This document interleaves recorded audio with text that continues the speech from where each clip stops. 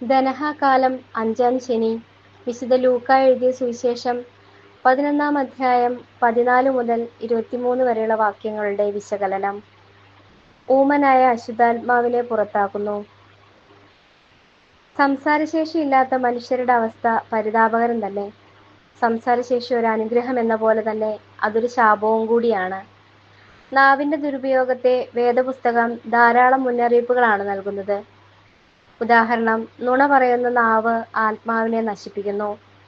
മൂഢന്റെ നാവ് അവനെ നശിപ്പിക്കുന്നു. അവന്റെ അധരങ്ങൾ അവന് കെണിയാണ്. നാവ് വളരെ ചെറിയ ഒരു അവയവമാണ്, എങ്കിലും അത് വമ്പു പറയുന്നു. ചെറിയൊരു തീപ്പൊരി വലിയ വനത്തെ ചാമ്പലാക്കുന്നത് പോലെയാണത്. നാവ് തീയാണ്. അത് ദുഷ്ടരുടെ ഒരു ലോകം തന്നെയാണ്. സർവ്വ കഴിവുകളും ജ്ഞാനവും ശക്തിയും ഉണ്ടായിട്ടും ഒരിക്കലും വമ്പു പറയാത്ത ഒരു വ്യക്തിയായിരുന്നു യേശു. ഓരോ അത്ഭുത പ്രവൃത്തി കഴിയുമ്പോഴും അത് പ്രസിദ്ധമാക്കരുതെന്ന് അവൻ കൽപ്പിക്കുന്നുണ്ട്. ഇത് നമ്മുടെ മുൻപിൽ ഇന്നൊരു വലിയ വെല്ലുവിളിയായി ഉയർന്നു നിൽക്കുന്നു.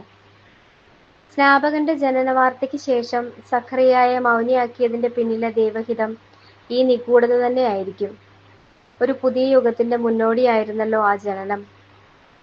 പരസ്യജീവിതം ആരംഭിക്കുന്നതിന് മുമ്പ് മരുഭൂമിയിൽ 40 ദിനരാത്രങ്ങളാണല്ലോ യേശുവും നിശബ്ദനായി ചിലവഴിച്ചതും നമുക്കൊരു മാതൃകയായത്. അതിലൂടെ ഏതു വലിയ പ്രലോഭനത്തെയും കീഴടക്കാൻ നിശബ്ദതയ്ക്ക് ശക്തിയുണ്ടെന്ന് അവൻ തെളിയിച്ചു. ജ്ഞാനികളും ദൈവാന്വേഷികളും മിതഭാഷികളായിരുന്നു. മൗനം ശീലിച്ചവരുടെ നിശബ്ദത ഗർജിക്കുന്ന സിംഹത്തേക്കാൾ ശക്തിമത്താണ്.